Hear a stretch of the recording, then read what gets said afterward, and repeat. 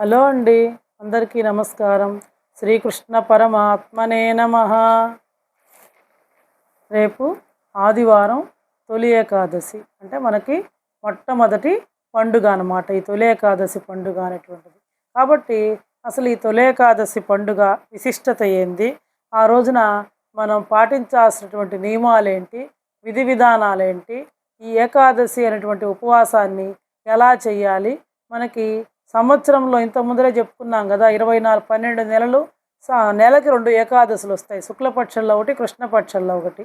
మొత్తం సంవత్సరంలో 24 ఏకాదశులు వస్తాయి.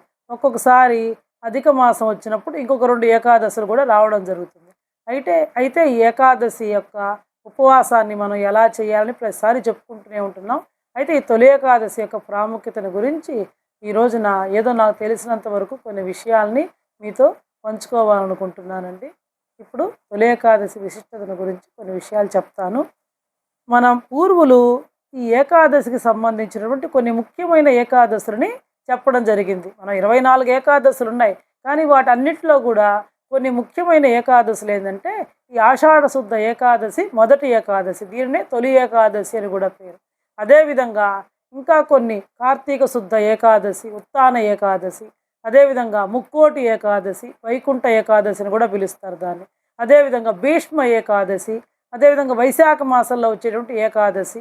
ఇలా కొన్ని కొన్ని ఏకాదశులకి కొంత ఇంకా ఎక్కువ ప్రాముఖ్యత. ప్రతి ఏకాదశి ముఖ్యమైనదే, ప్రతి ఏకాదశి కూడా శ్రీ మహావిష్ణువుకు ప్రీతిపాత్రమైంది. కాకపోతే వాటిల్లో ఇంకా ముఖ్యమైనవి ఏంటంటే ఈ తొలి ఏకాదశి, కార్తీక శుద్ధ ఏకాదశి, ముక్కోటి ఏకాదశి, ఇలా కొన్ని ఏకాదశులకి ఇంకా ఎక్కువ ప్రాముఖ్యత అనేటువంటిది కల్పించడం జరిగిందనమాట. అయితే ఈ ఆషాఢ శుద్ధ ఏకాదశిని తొలి ఏకాదశి అని కూడా పేరు అనమాట. ఎందుకంటే ఇంతకు ముందర యుగాల్లో ఈ ఆషాఢ శుద్ధ ఏకాదశి నుంచే సంవత్సరం ఆరంభమైందని చెప్పి కొన్ని పురాణాలు మనకు చెప్తున్నాయి. కాబట్టి ఆ రోజు నుంచి ప్రారంభమైంది కాబట్టి దీన్ని తొలి ఏకాదశి. ఇంకా ఈ రోజు నుంచి శ్రీ మహావిష్ణువు లక్ష్మీదేవితో కూడి క్షీర సముద్రంలో యోగ నిద్రకు ఉపక్రమిస్తాడు కాబట్టి దీనికి శయన ఏకాదశి అని కూడా పేరు అనమాట. ఇంకా ప్రథమ ఏకాదశి అని కూడా ఈ తొలి ఏకాదశికి పేరు. అంటే ఆషాఢ శుద్ధ ఏకాదశికి ఉన్నటువంటి పేర్లు అనమాట ఇవన్నీ కూడా. తొలి ఏకాదశి, శయన ఏకాదశి, ప్రథమ ఏకాదశి అని పేరు. అయితే ఈ శయన ఏకాదశి అనేది ఎందుకు వచ్చిందంటే ఇందాకనే చెప్పాను నేను, శ్రీ మహావిష్ణువు లక్ష్మీదేవితో కూడి ఈ ఆషాఢ శుద్ధ ఏకాదశి నుంచి కార్తీక శుద్ధ ఏకాదశి వరకు 4 నెలల పాటు క్షీర సముద్రంలో యోగ నిద్రకి ఉపక్రమిస్తాడనమాట. కాబట్టి దీనికి శయన ఏకాదశి అని కూడా పేరు అనమాట.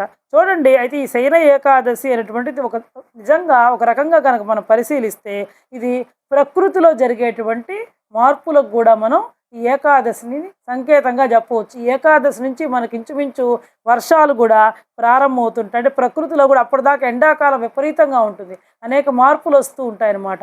కాబట్టి మనుషుల్లో కూడా ఒక రకమైనటువంటి ఉత్తేజం తగ్గిపోతూ ఉంటుంది అనమాట. ఇంక రాత్రి సమయాలు పెరుగుతూ ఉంటాయి, రోజులు గడిచే కొద్దీ కూడా రాత్రి సమయాలు పెరుగుతూ ఉంటాయి. కాబట్టి మనలో కూడా ఒక యాక్టివేట్, అంటే ఉత్తేజం, చైతన్యం అనేది తగ్గుతూ ఉంటుంది అనమాట. కాబట్టే ఈ వ్రతాలు, చాతుర్మాస వ్రతం అని, ఉపవాసాలు, నియమాలు. చూడండి, ఇంకా ఆషాఢ మాసం అంతా ఈ అమ్మవారి ఆరాధన, శాకంబరి అమ్మవారిని అట్లా ఆరాధన అనమాట. అదే శ్రావణ మాసం వస్తే ఇంకా మనకు తెలిసిందే, అటు విష్ణుమూర్తిని, అమ్మవారిని, వరలక్ష్మి వ్రతాలని చెప్పి, మంగళవారాలని చెప్పి ఇలా అనమాట కొన్ని నియమాలు, ఉపవాసాలు పెడతాయి. ఇంకా భాద్రపద మాసం వచ్చిందంటే వినాయక చవితి, ఆ తర్వాత ఆశ్వీజ మాసం వచ్చిందంటే అమ్మవారి ఆరాధన, తర్వాత దీపావళి, కార్తీక మాసం, ఇలా కొన్ని ఉపవాసాలు, నియమాలు ప్రవేశపెట్టడం జరిగింది. ఎందుకంటే రాత్రి సమయం ఎక్కువగా ఉంటుంది, వర్షాలు ప్రారంభమవుతాయి, మనం తిన్నటువంటి ఆహారం కూడా ఎక్కువగా తీసుకుంటే జీర్ణం కాదు కాబట్టి మనుషుల్లో కూడా చైతన్య శక్తి తగ్గుతుంది. కాబట్టి ఈ విధంగా మితాహారం తినాలి, ఉపవాసాలు, నియమాలు, ఇలా కొన్నిటిని మన వాళ్ళు ఆచారంగా ప్రవేశపెట్టడం జరిగిందనమాట. సైన్స్ రీత్యా చూసినా కూడా ఇది మనకు ఒక రకంగా ఉపయోగమే. ఎందుకంటే శరీరంలో ఎప్పుడు ఏదో ఒకటి ఎక్కిస్తున్నాం అనుకోండి, పొట్ట ఏమవుతుంది, విర్రైపోయి గ్యాస్ట్రిక్ ట్రబుల్, లేనిపోని సమస్యలు వస్తాయి. అలా కాకుండా అప్పుడప్పుడు చూడు, మన పెద్దవాళ్ళు కూడా చెప్తుంటారు, లంకణం పరమౌషధం. ఏం అరగలేదంటే అమ్మ ఇప్పుడు మానేసాయి, అన్నీ సర్దుకుంటాయని చెప్తూ ఉంటారు కదా, లంకణం పరమౌషధం అని. కాబట్టి ఈ ఉపవాసాలు ఉండడం ద్వారా మన జీర్ణక్రియ కూడా శుభ్రపడుతుంది, మన ఆరోగ్యం కూడా మెరుగుపడుతుంది అనమాట. ఇది ఈ ఉపవాసానికి ఎందుకు ఉపవాసం ఉండాలి అనేటువంటిది అటు శాస్త్రీయ పరంగా సైన్స్ పరంగా ఆలోచించిన ఉపయోగమే, ఇటు మనకి మన పెద్దవాళ్ళు చెప్పినటువంటి ఆచారం ప్రకారం చూసినా కూడా అది కథ వాళ్ళు ఒక ఆచారంగా పెట్టారు. సైన్స్ రీత్యా చూసినా కూడా మనకి ఉపయోగమే అనమాట. అయితే ఇంకా అంతేకాకుండా మనకి ప్రత్యక్ష దైవం కనపడుతూ ఉంటాడు లేవంగానే. ఎవరు? సూర్య భగవానుడు. ఆ సూర్య భగవానుడు కూడా దక్షిణం వైపుకు మరులుతాడనమాట. ఇంకా కాబట్టి దక్షిణాయన పుణ్యకాలం కూడా ప్రారంభమవుతుంది. మనం ఇందాక చెప్పుకున్నాం చాతుర్మాస వ్రతం కూడా ప్రారంభమవుతుంది అనమాట. ఇంకా ఇంత ముందర చాతుర్మాస వ్రతంలో కూడా చెప్పాను మీకు. ఈ కార్తీక శుద్ధ ఏకాదశి నుంచి సారీ అండి ఆషాఢ శుద్ధ ఏకాదశి నుంచి కార్తీక శుద్ధ ఏకాదశి వరకు ఉన్నటువంటి కాలానికి చాతుర్మాసం అని పేరు. ఈ 4 నెలలు కూడా గోపద్మ వ్రతాన్ని కూడా ఆచరిస్తారని కూడా మీకు చాతుర్మాస ప్రాముఖ్యత గురించి చెప్పేటప్పుడు చెప్పడం జరిగిందనమాట. అయితే ఈ ఏకాదశి అంటే ఏంటంటే 11 అని అర్థం అనమాట. ఏకాదశి అంటే ఏంటంటే 11. ఈ ఏకాదశికి సంబంధించి పద్మపురాణంలో ఈ విధంగా చెప్పబడింది అనమాట.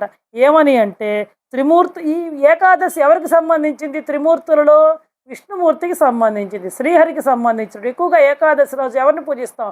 విష్ణుమూర్తిని పూజిస్తాం, శ్రీహరిని పూజిస్తాం. ఇది ఆయనకి సంబంధించినటువంటి పండగగా చేసుకుంటాం అనమాట. కాబట్టి త్రిమూర్తులలో శ్రీహరితో ముడిపడినటువంటి ఏకాదశి మహత్యాన్ని గురించి మన పురాణాల్లో అనేక కథలు ఉన్నాయన్నమాట.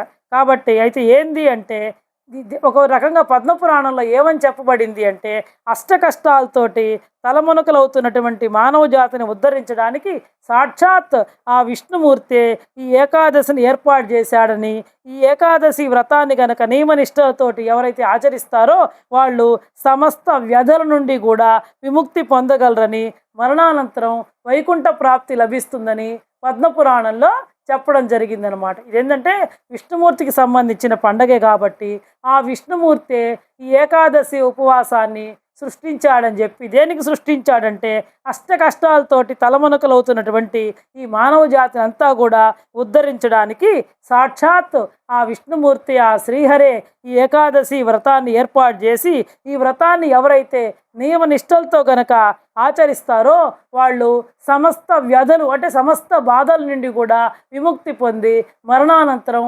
వైకుంఠాన్ని అంటే ఆ శ్రీహరి యొక్క సన్నిధిని చేరుకుంటారని చెప్పి పద్మపురాణంలో కూడా చెప్పడం జరిగిందనమాట. అయితే ఇంకా ఈ ఏకాదశికి సంబంధించినటువంటి ఒక కథ కూడా ఉందన్నమాట. పూర్వకాలంలో తాళజంగుడు అనేటువంటి ఒక రాక్షసుడు ఉండేవాడు అనమాట. ఆయనకి ఒక కుమారుడు ఉండేవాడు. అతని పేరేంది అంటే మురాసురుడు. అతని పేరేందంటే మురాసురుడు అనమాట. ఆ మురాసురుడితోటి అతడు ఇంకా రాక్షసులు అంటే మనకు తెలిసిందే కదా, మురుల్ని ఋషుల్ని బాధలు పెడుతూ ఉంటాడనమాట. సరే ఆ విష్ణుమూర్తి మురాసురుడితోటి యుద్ధం చేస్తాడనమాట. యుద్ధం చేసి చాలా అలిసిపోతాడు, చేయలేకుండా రాక్షసుడు కదా, చాలా అలిసిపోతాడు. ఇంకా ఈయనకి ఏం చేయాలో అర్థం కాక ఒక గుహలోకి పోతాడనమాట.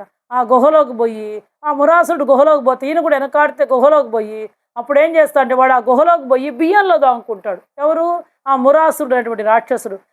అప్పటికే విష్ణుమూర్తి చాలా అలసిపోతాడు అనమాట. అప్పుడు ఈ విష్ణుమూర్తి ఏం చేస్తాడంటే తన శరీరంలో నుంచే ఒక కన్యని ఉద్భవింపజేస్తాడనమాట. అంటే ఒక తెరలాగా ఆయనలో నుంచే వస్తుందనమాట, ఆయన అంశగా వస్తుంది.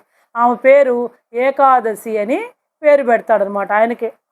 కాబట్టి ఆమెకి ఏమని పేరు పెడతాడంటే ఏకాదశి.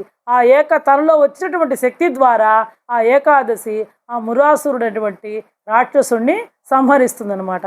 ఈ మురాసురుడు ఆ బియ్యంలో దాంకుంటాడు కాబట్టి ఈ ఏకాదశి రోజున బియ్యానికి సంబంధించినటువంటి ఆహార పదార్థాలని స్వీకరించకూడదు. ఎందుకంటే అతడు విష్ణుమూర్తి మీద పగ పెంచుకొని విష్ణుమూర్తితో యుద్ధం చేశాడు కాబట్టి అతడు పోయి దాంట్లో బియ్యంలో ధాన్యంలో దాంకున్నాడు కాబట్టి దానికి సంబంధించినటువంటి ఆహార పదార్థాలని ఈ ఏకాదశి రోజు విసర్జించాలి అని చెప్పి మన పెద్దవాళ్ళు లేదా మన శాస్త్రాల్లో చెప్పడం జరిగిందనమాట.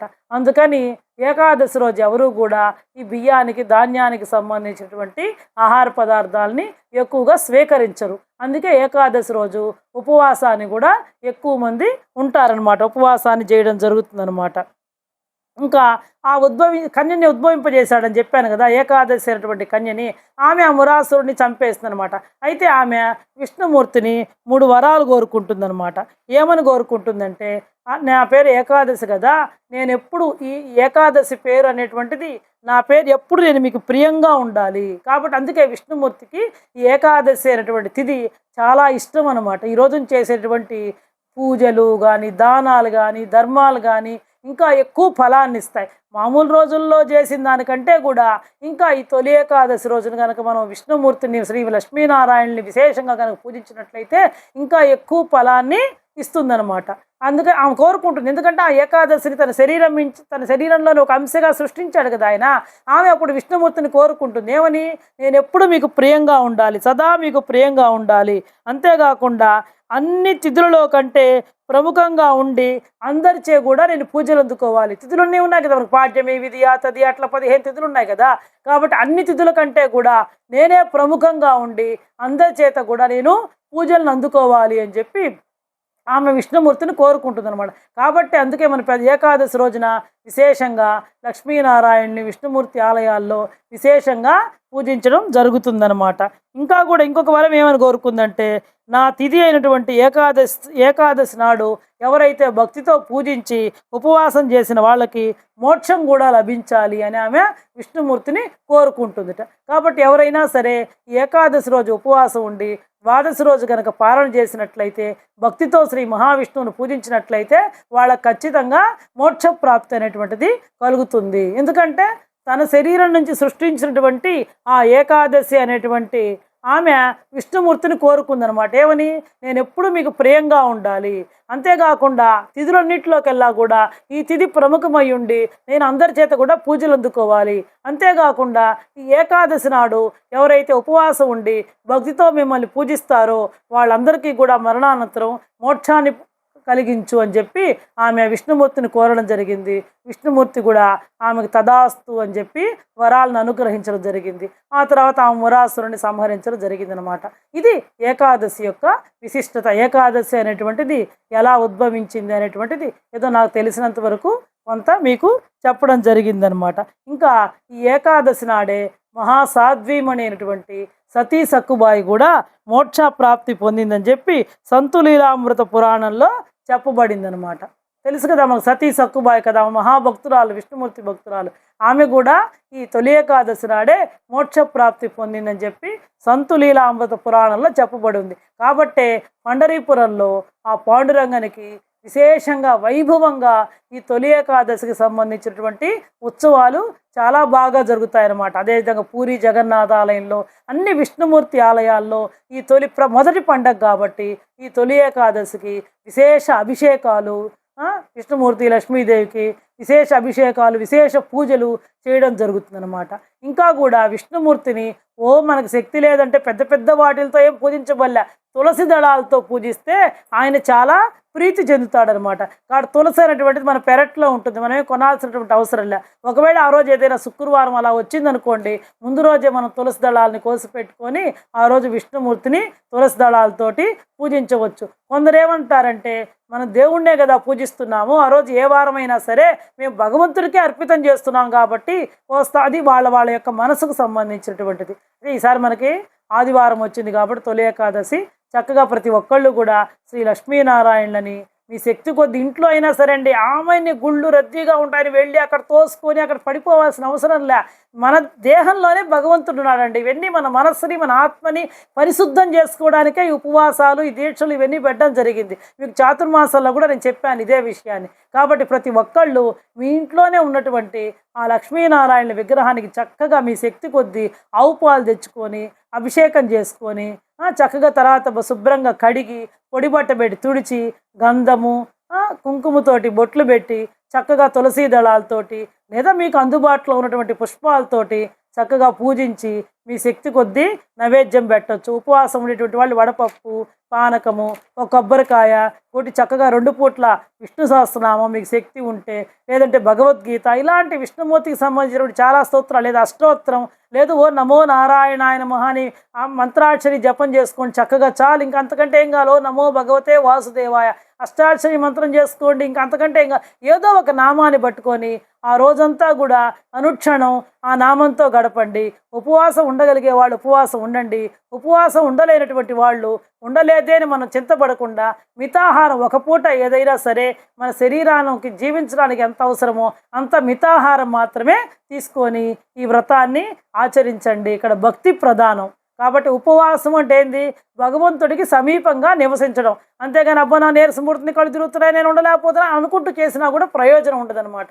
కాబట్టి మనం శక్తి కొద్ది ఏదో మితాహారం మరీ ఎక్కువ తీసేసుకున్నారు అనుకుంటే హాయిగా మత్తుగా పడుకోవాలనిపిస్తుంది. అలా కాకుండా మన శరీరం సహకరించడానికి ఎంత ఆహారం తీసుకోవాలో అంత ఆహారం తీసుకొని కూడా ఈ ఏకాదశి వ్రతాన్ని మనం కొనసాగించవచ్చు. ఇంకా ఏకాదశి రోజు మనం ఈ బియ్యాన్ని తినకూడదని ఇందాక చెప్పాం కదా. చాలామంది జొన్నలు తీసుకొని ఆ జొన్న పిండితోటి పేలాలను చేసుకొని దాంతో బెల్లం కలిపి ముద్దలు చేసి వాటిని కూడా ప్రసాదంగా పెట్టడం జరుగుతుంది అనమాట. లేదా దాన్నైనా సరే మనం స్వీకరించవచ్చు. ఇంకా ఈరోజు గోమాతను పూజించండి, గోవుని పూజించండి. గోవుకి ఏదైనా సరే మీ శక్తి కొలది గ్రాసాన్ని తినిపించండి. ఎక్కడికో పోయి అందరూ గుళ్ళకే పోయి అక్కడ ఆవుకే పెట్టబల్లే. అక్కడ ఆవు ఎన్ని తింటుంది?